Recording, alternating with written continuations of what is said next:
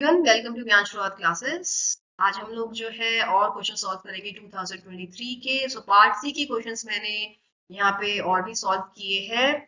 तो बेसिकली क्या है, आप जो पहला क्वेश्चन देख रहे हैं ये मैं आपको रिमाइंड करा दूं, ये वाला क्वेश्चन हम लोग ऑलरेडी सॉल्व कर चुके हैं। सो फॉर दिस, इसके सॉल्यूशन के लिए please visit our previous videos. काफी क्वेश्चंस हम लोगों ने सेल्फ सिग्नलिंग, काफी क्वेश्चंस क्योंकि फ्रेम होके आए थे 2023 में, तो सॉल्व किए हैं और समझे भी है। तो प्लीज वो वाली वीडियोस आप दोबारा से देखिएगा, जिन्होंने देख ली है वो, और साथ साथ प्रैक्टिस करिए, और जिन्होंने नहीं देखी है तो जरूर देखिएगा वो वाली वीडियोस। तो पहला जो क्वेश्चन हम सॉल्व कर चुके हैं, इसका हम आंसर निकाल चुके हैं।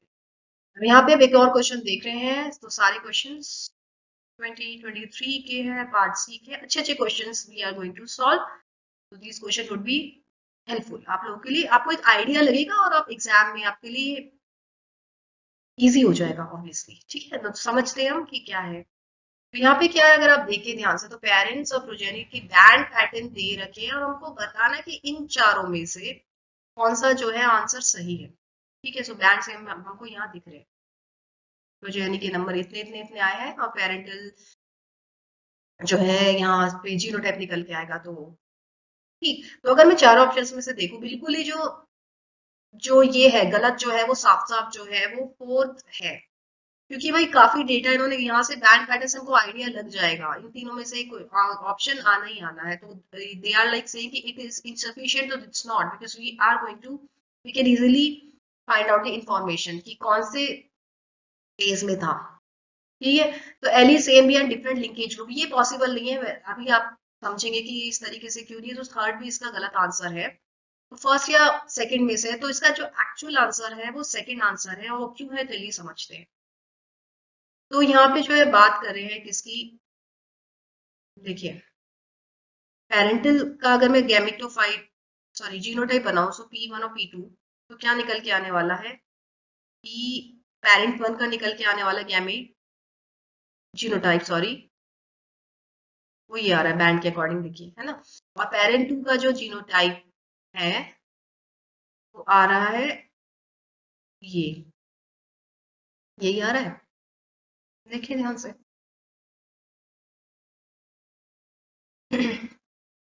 यही आ रहा है। अब यहाँ पे प्रोजेनी की अगर हम बात करें, प्रोजेनी का यहीं से निकाले थे डायरेक्ट, तो ये क्या जीनोटाइप क्या क्या आ रहे हैं, इसका आ रहा है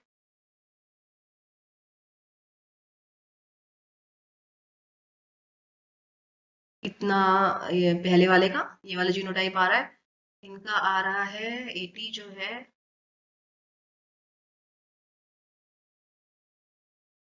this one is A B B, और ये है, ठीक है।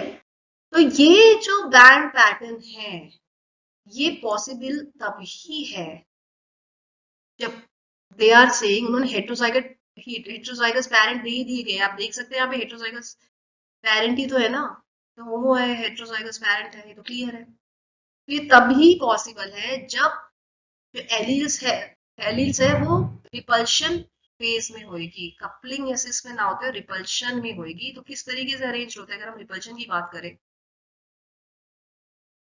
अरेंजमेंट जो होता है एलील्स का इस तरीके से होता है, राइट। और जो ज्यादा, अब इसके अगर मैं पेरेंटल बना लूं, पेरेंट से जो मैच कर रहा है वो ये हुआ, this is parental, this going to be parental. Recombinant यहाँ से आएंगे, रिकॉम्बिनेंट इस वाले से आएंगे, और पेरेंटल यहाँ से आएगा। तो रिकॉम्बिनेंट यहाँ से आने वाले ये वालों में से, यानी कि इनकी जो मात्रा है वो कम आने वाली बेसिकली, ये है। ठीक है, अब हो गया सिंपल। तो रिपल्शन फेस भी तो पॉसिबल है ना ऐसे क्रॉसिंग करके। तो अगर हम लोग अब क्रॉसिंग करें इन गैमीट्स का, जो मैंने गैमीट्स अलग अलग कर दिए हैं, सिंपल है। अब गैमीट्स पेरेंट टू के क्या आएंगे, ए बी, तो देखिए क्या आने वाला है, प्रोजेनी के वो जीनोटाइप।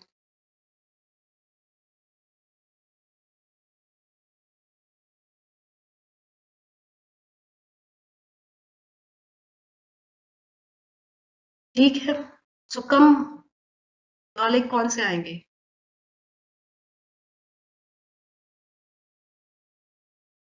ये और ये सिंपल, तो वही चीज है। देखिए ज्यादा क्या है, 75 नंबर ज्यादा आ रहा है तो A capital B small B, this is 75, capital A ये वाला, इनका 22 है, क्योंकि बैंड पैटर्न आप मैच कीजिए, 16 रिकॉम्बिनेंट कम पेरेंटल ज्यादा, ठीक है। और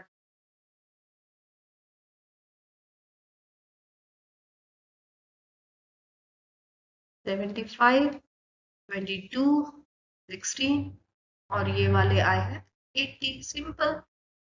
तो बैंड पैटर्न किससे मैच कर रहा है, जब वो रिपल्शन फेज में है, तो इसका जो आंसर होगा वो 2 होगा। इसमें आप करके देखिएगा, तो इसमें यहाँ पे अगर मैं लिखूं तो यहाँ ए बी हो जाएगा और यहाँ ए बी हो जाएगा, तो आप करके देखिएगा, ये बैंड पैटर्न नहीं आने वाला, अलग ही आएंगे। तो इसका जो आंसर है, correct answer of this question is heterozygous parent है, और एलीज जो है वो रिपल्शन फेज में या रिपल्शन कॉन्फ़िगरेशन में है।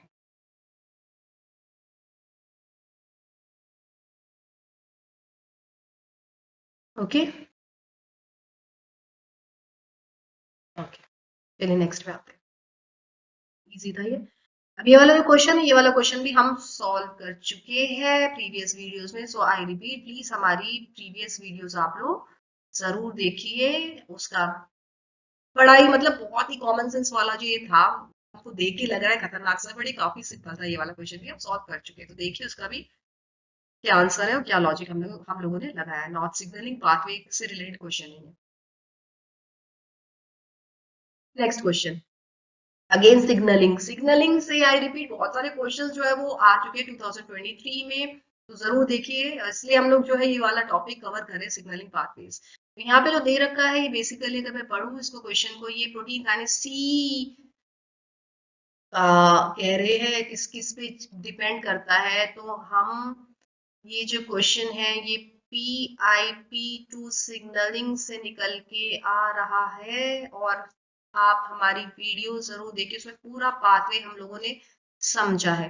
तो पाथवे को देखते ही आप समझ जाएंगे कि इनके करेक्ट आंसर्स हैं ए बी और डी, बिल्कुल क्लियर कट है। क्योंकि जो डाइएथिल ग्लिसरॉल है जब वो अलग हो जाता है इससे, IP3 से होता है ना, अलग हो जाता है, तो उसके बाद में उसकी कहानी किससे जुड़ती है, फॉस्फोटाइडल सीरीन से जुड़ती है, और वो सारी जो कहानी है वो प्लाज्मा मेम्ब्रेन के अंदर की तरफ ही हो रही है। तो यहाँ हम ये समझ चुके पाथवे, तो यहाँ पे ये अलग अंदर की तरफ ये DAG और फिर उसका फॉस्फोटाइडल सीरीन से जुड़ेगा, और फिर कैल्शियम आयंस को ऑलरेडी एक्टिवेट हो चुके थे, सब सब हमने पाथवे में समझ लिया है। फॉस्फोटाइडल इथेनॉल, इथेनॉल अमीन का कोई रोल ही नहीं है, तो क्लियर कट है। अगर आपको वो सिग्नलिंग पाथवे समझ में आ गया है तो इसके आंसर आपको बड़े आसानी से मिल जाएंगे, जो कि है ए बी और डी। तो वो अगेन आप हमारी वीडियोस देखिए, PIP2 सिग्नलिंग वाली, इजी। तो ऑप्शंस में उन्होंने दे रखा था ए बी डी दिया हुआ था, तो वो करेक्ट आंसर्स और करेक्ट ऑप्शंस। क्लियर,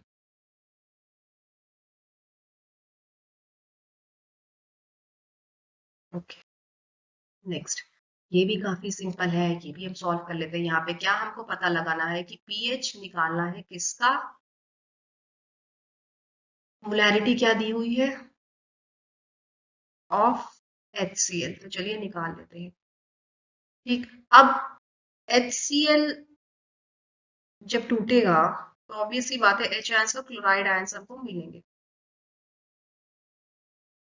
तो H आयंस की जो कॉन्सेंट्रेशन है वो हमको HCl से मिल रही है। अब हम HCl जो है वो डायरेक्टली तो नहीं लेते ना, उनमें क्या होता है, डाइल्यूशन होता है, और डाइल्यूशन किसकी वजह से होता है, वाटर की वजह से होता है। तो यहाँ से भी जो है हाइड्रोजन आयंस निकल के आने वाले हैं।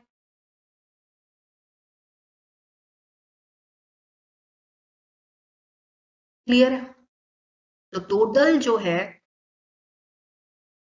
कॉन्सेंट्रेशन हाइड्रोजन आयंस की कितनी हो जाएगी, 10⁻⁻7, यहाँ से जो निकल के आई, प्लस अब यहाँ से भी आ रही है 10⁻⁻7 मोलैरिटी, मोलैरिटी। तो ये कितनी हो जाएगी 2 इंटू 10⁻⁻7 मोलर। सिंपल है। अब पीएच हमको पता है क्या होता है, pH is minus log of H, ion का कॉन्सेंट्रेशन, तो which becomes minus log of 2 into 10⁻7। सो ये बाहर निकलेगा, वी नो दिस राइट। तो ये हो जाएगा 7 माइनस लॉग ऑफ 2, तो 7 माइनस 0.301, जो कि अप्रोक्सीमेटली आ रहा है 6.69 नो, 6.66 करके कुछ आ रहा है या, तो अप्रोक्स 6.7 आ रहा था इसका आंसर राइट। तो इसका जो करेक्ट आंसर है इस क्वेश्चन का वो 2 है। अब बेसिकली क्या है, मैंने बड़े ही सिंपल मेथड से आपको बताया है, बहुत ही सिंपल मेथड है। अगर आप लोग और भी हाई क्लास मेथड में जाना चाहेंगे, अगर आपकी केमिस्ट्री बहुत अच्छी है तो अलग मेथड लगेगा और अच्छा एडवांस लेवल वाला लगेगा, जिस और जो आंसर है वो 6.79 ही निकल के आएगा। तो अलग अलग अलग अलग हम लोग एच आयंस का अलग लेंगे पूरा ही, फिर उसको मतलब दैट्स काइंड ऑफ थोड़ा सा कॉम्प्लिकेटेड मेथड है, बट इजी मेथड से आंसर जो है वो यही आएगा 6.7 approximately. 6.79 is the right answer. I have told you the very simplest way to solve this question. देखिए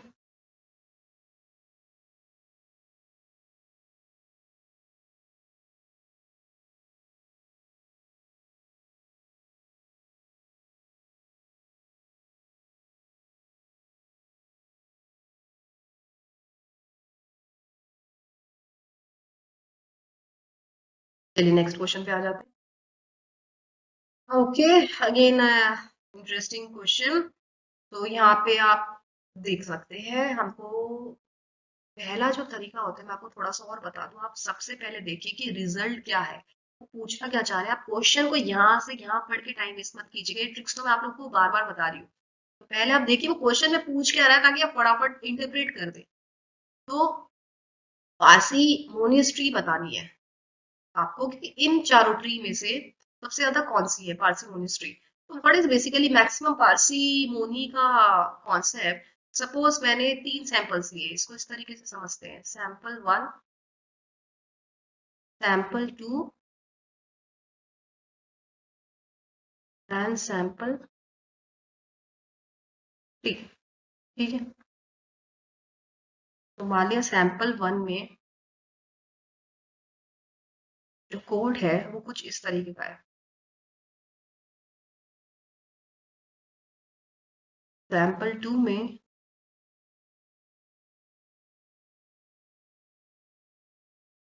ये है, और सैंपल 3 में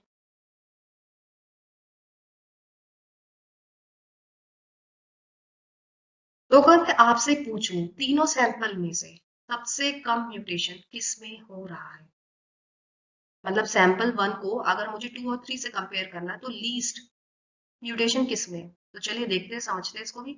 तो सैंपल 1 और 2 को अगर हम कॉरिलेट करें, समझे, तो यहाँ पे एक म्यूटेशन हो गया, देखिए एक ही हो रहा है। और अगर मैं सैंपल 3 को सैंपल 1 से करूं मैच, तो यहाँ एक म्यूटेशन,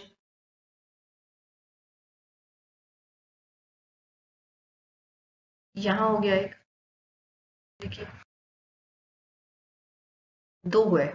तो यहाँ पे 1 और यहाँ पे कितने आ रहे हैं, सैंपल 1 और सैंपल 3 में two mutations, two changes right. तो मैक्सिमम पार्सिमोनी का जो कॉन्सेप्ट है ये फेवर करता है लीस्ट चेंजेस और लीस्ट म्यूटेशन।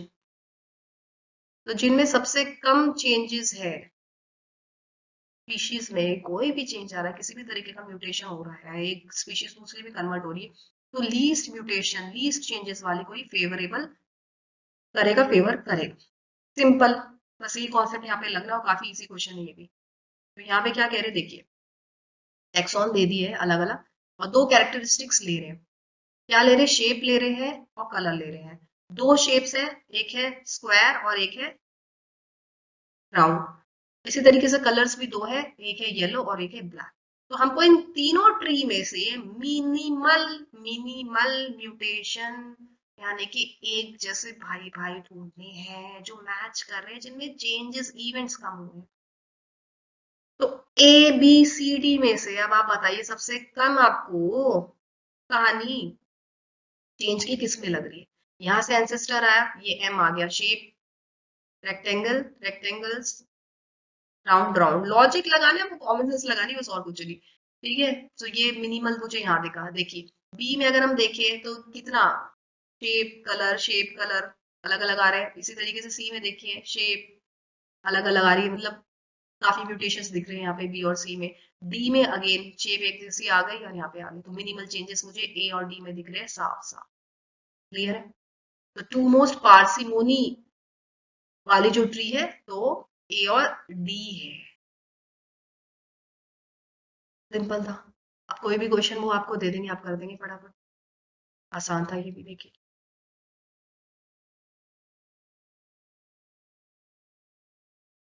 एक जैसे भाई भाई ढूंढने, कम म्यूटेशन जिनमें हुआ है, कम खुरापाती चीजें जिसमें हुई है, वो लगना था यहाँ पे। और let me remind you again, ecology और इवोल्यूशन ये जो वो क्वेश्चंस फ्रेम कर रहे हैं पार्ट सी में, वो बहुत सिंपल है, वो बहुत कॉमन सेंस है। मैंने आप लोगों को टिप्स में भी बताया था। तो यहाँ पे दिमाग खुला रखिएगा, काफी आसानी से कर देंगे, बहुत स्कोरिंग है इकोलॉजी और इवोल्यूशन वाले जो क्वेश्चंस वो दे रहे हैं।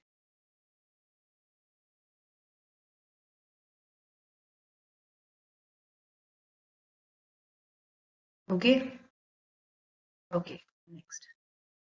ओके, एक और क्वेश्चन है यहाँ पे। ये तो बिल्कुल ही फॉर्मूला बेस्ड क्वेश्चन उन्होंने दिया था। तो अगर आप माइक्रो बायोलॉजी के, तो ये क्वेश्चन आप लोगों ने सॉल्व कर दिया होगा। इसमें जो है डायरेक्ट फॉर्मूला लगेगा, तो डब्ल्यूबीसी काउंट हम लोगों को निकालना है। सो इसका डायरेक्ट फॉर्मूला निकल के आता है टोटल डब्ल्यूबीसी काउंट का, और वो होता है total number of cells counted into dilution factor divided by area, जो हम स्क्वायर्स का काउंट कर रहे हैं इन स्क्वायर मिलीमीटर, और मल्टीप्लाई बाय क्या आता है, डेप्थ हाइट जो दे रखी है ऑफ द चैम्बर।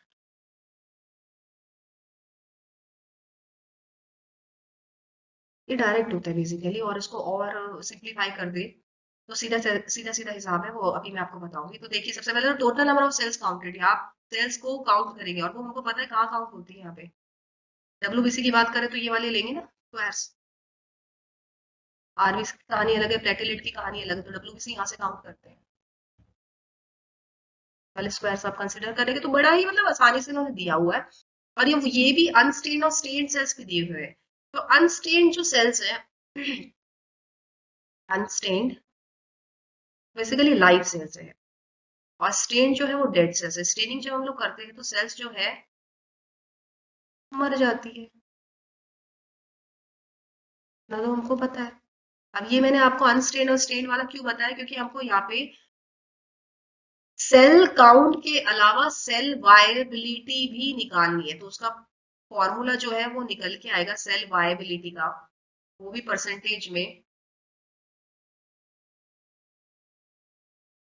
परसेंटेज बतानी है। तो ये होता है live cells upon total number of cells, यानी कि लाइव, एल लिख देते हैं, इसको एल से रिप्रेजेंट करते हैं, इसको डी से कर देते हैं। तो L plus D total cells multiply by 100। बड़ा ही सिंपल है, बड़ा ही सिंपल है। आप आसानी से आप ये कर देंगे। तो WBC count total number of cells when I counted, ये निकल के आई थी 30। आप देख लीजिएगा टोटल 30 निकल के आ रही है। डायल्यूशन फैक्टर जो है, डायल्यूशन फैक्टर जो मेरा विच आई कैलकुलेटेड केम 5। क्यों? क्योंकि डायल्यूशन फैक्टर का फॉर्मूला हम लोगों को पता होता है कि टोटल वॉल्यूम, वॉल्यूम सबका ले लेते हैं, वॉल्यूम ऑफ सैंपल, उसके बाद में जो ऐड हुआ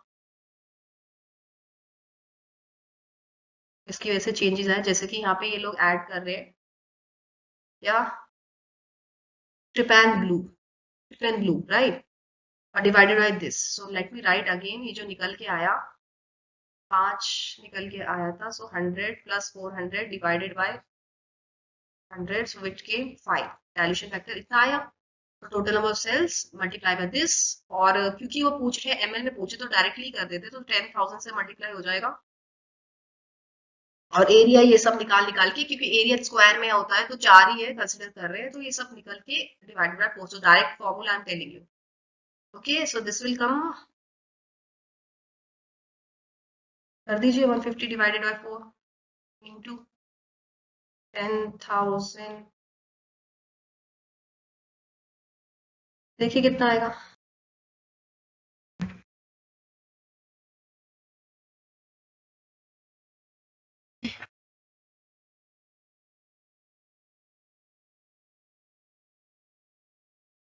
3.75 इंटू दिस, तो कितना आ जाएगा 375,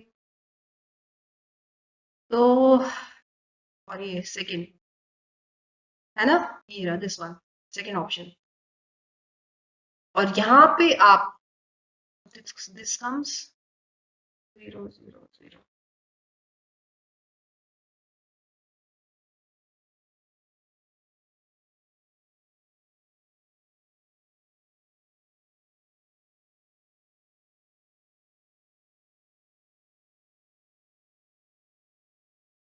तो ये आप कैलकुलेट कर लीजिएगा, यहाँ पे इतना आ जाएगा, लेट मी चेक,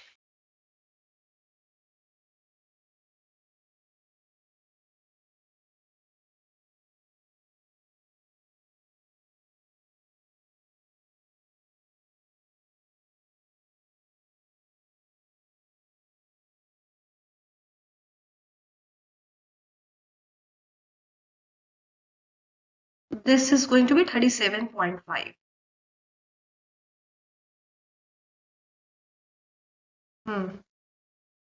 ओके, ठीक है, तो इतना आ गया सेल्स पर एमएल, और यहाँ पे लाइव सेल्स और टोटल लेने हैं, लाइव हमने अभी बात की अनस्टेन्ड, तो अनस्टेन्ड को आप कैसे निकालेंगे, देखिए, तो व्हेन आई कैलकुलेटेड अनस्टेन्ड, तो ये जो आई थी वो आई थी आई गेस 7 आई थी,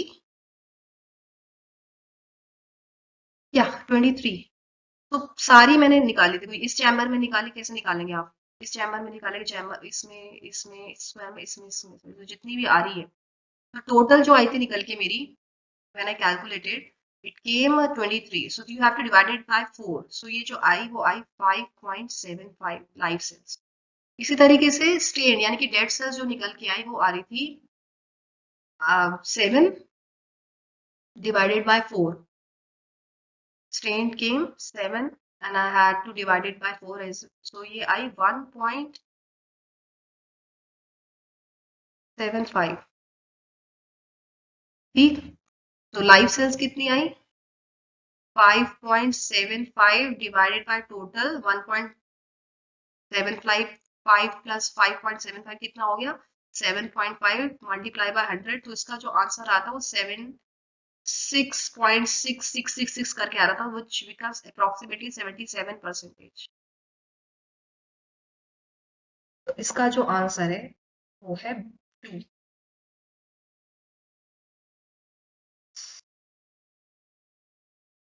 इजी, डब्ल्यू बीसी का हम लोगों ने कैलकुलेट कर लिया, तो आरबीसी का आप फॉर्मूला देख लीजिएगा, इसी तरीके से प्लेटलेट काउंट का भी आप फॉर्मूला देख लीजिएगा, तो अगर इस तरीके के क्वेश्चन अगर आगे जाके भी फ्री होंगे आ जाते हैं, तो you can easily solve it, हम आते हैं नेक्स्ट क्वेश्चन पे, इजी था ये,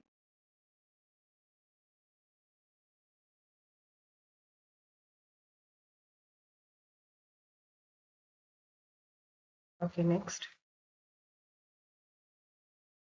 ओके, पंचुएटेड इक्विलिब्रियम, देखिए सबसे पहले अगर आप नोटिस करें तो मैं डायरेक्ट जो है क्वेश्चन पे जा रही हूँ, क्यों पूछ क्या रहे हैं, है ना, तो यहाँ पे 4 trees they have given, and you have to find out कि कौन सा वाला पंचुएटेड इक्विलिब्रियम है, इसको इस तरीके से समझते हैं, मान लिया कोई कीड़ा है, कीड़ा मकोड़ा ले लेते हैं हम लोग, बटरफ्लाई ले लेते हैं, इंसेक्ट में ही आ रहा है ना बटरफ्लाई, ये बटरफ्लाई है। हम्म। अब ये क्या है, दूसरी स्पीशीज में कन्वर्ट हो रही है, दूसरी मतलब उसके कलर चेंजेस आ गए, फिनोटाइप या कैरेक्टरिस्टिक में चेंज आ गया। अभी नहीं, थोड़े टाइम बाद, फिर वो थोड़ा थोड़ा थोड़ा थोड़ा सा आया, फिर वो थोड़ा सा और आया, ये हल्का आ गया, हल्का मान लीजिए आप, ऑरेंज मान लीजिए, ऑरेंज हल्की हल्की ऑरेंज हो गई, ये वाली कलर की आ गई, फिर येलो हो गई, फिर और थोड़ा येलो से मिलता जुलता डार्क येलो हो गई, फिर ऐसे ही यहाँ पे भी थोड़ी सी ब्राउनिश सी हो गई,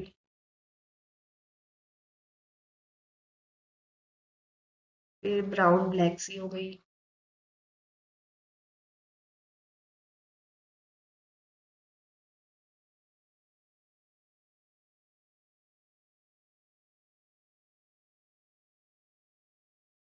तो अगर आप देखें ध्यान से, अब ये जो चेंजेस है ये धीरे धीरे धीरे हो रहे हैं, तो ये पंचुएटेड इक्विलिब्रियम ना होके ग्रेजुअल धीरे धीरे धीरे हो रहा है।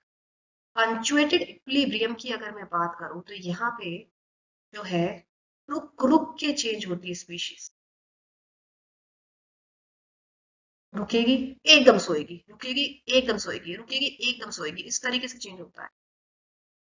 इवोल्यूशन इस तरीके से होता है, स्लो नहीं है, एकदम से होगा लेकिन रुक रुक के होगा। ये स्पीशीज ये आई, फिर उसके बाद में एकदम से कोई और ही आ गई सतरंगी सी, सतरंगी नहीं, वाइट, वाइट ही आ गई एकदम, ड्रास्टिक, सडन चेंज एकदम, बीच का कोई पैटर्न ही नहीं आ रहा है। इसी तरीके से ये कहानी भी बिल्कुल ही एक्सट्रीम में गई इनकी भी।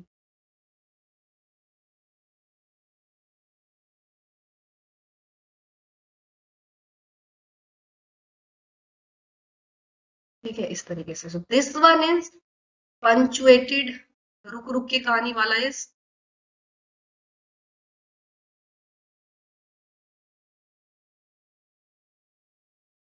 इक्विलिब्रियम।